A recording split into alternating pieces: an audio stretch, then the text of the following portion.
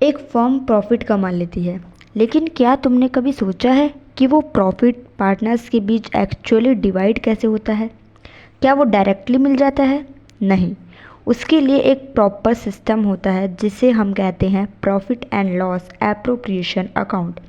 आज मैं तुम्हें ये कॉन्सेप्ट जीरो से समझाऊंगी, इतना इजी कि तुम कभी कंफ्यूज नहीं होगे। Hello guys, welcome back. आज हम कर रहे हैं क्लास 12 अकाउंटेंसी चैप्टर 1 का पार्ट 5 और आज का टॉपिक है profit and loss appropriation account. अगर तुमने प्रीवियस पार्ट्स देखे हैं जहां हमने इंटरेस्ट ऑन कैपिटल, ड्राइंग्स और एडजस्टमेंट्स किए थे, तो आज का टॉपिक उन सब को कनेक्ट करेगा। ये टॉपिक एग्ज़ाम के लिए भी बहुत इम्पॉर्टेंट है, तो ध्यान से समझना। सबसे पहले एक बेसिक बात समझ लो।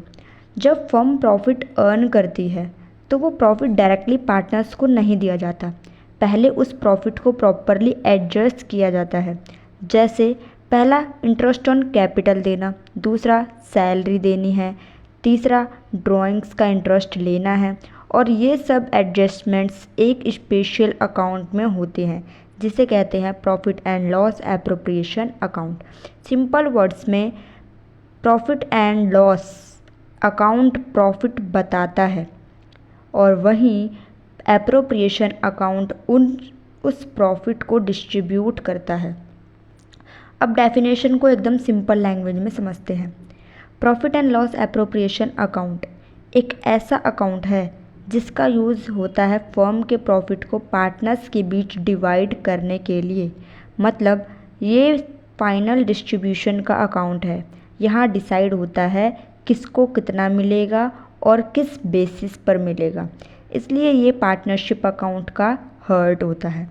अब सबसे इम्पॉर्टेंट पार्ट, इस अकाउंट में क्या क्या आता है, ध्यान से सुनो।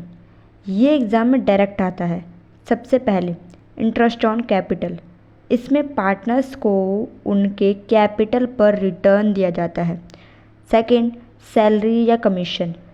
इसमें अगर डीड में लिखा हो तो पार्टनर्स को सैलरी मिलती है। Third, interest on drawing. इसमें अगर पार्टनर ने पैसे निकाले हैं तो उस पर इंटरेस्ट चार्ज होता है। और लास्ट, रिमेनिंग प्रॉफिट। वो जो सब एडजस्ट होने के बाद बचा है उसको हम बोलते हैं रिमेनिंग प्रॉफिट और उसको बोलते हैं डिविजिबल प्रॉफिट, जो लास्ट में सब कुछ डिडक्ट होके मिलता है और वो पार्टनर्स में रेशियो के अकॉर्डिंग डिवाइड होता है। और ये पूरा सिस्टम यहाँ पर होता है।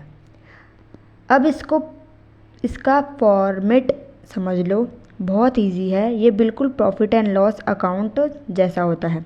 लेफ़्ट साइड मतलब डेबिट साइड में हम लिखते हैं इंटरेस्ट ऑन कैपिटल, सैलरी या कमीशन, और राइट साइड में हम लिखते हैं यानी कि क्रेडिट साइड में हम लिखते हैं नेट प्रॉफिट, जो कहाँ से आता है, प्रॉफिट एंड लॉस अकाउंट से आता है।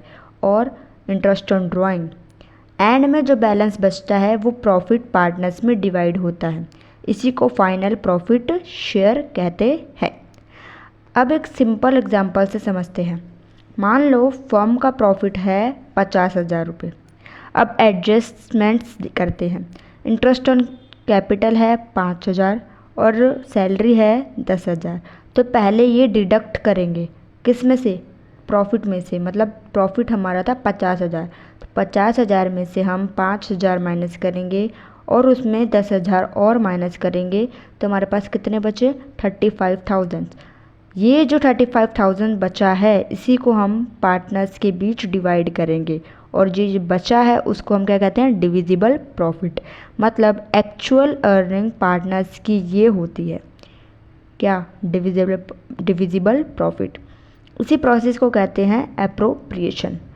तो आज हमने समझा कि प्रॉफिट डायरेक्टली नहीं मिलता, पहले उसका प्रॉपर डिस्ट्रीब्यूशन होता है और ये काम करता है profit and loss appropriation account.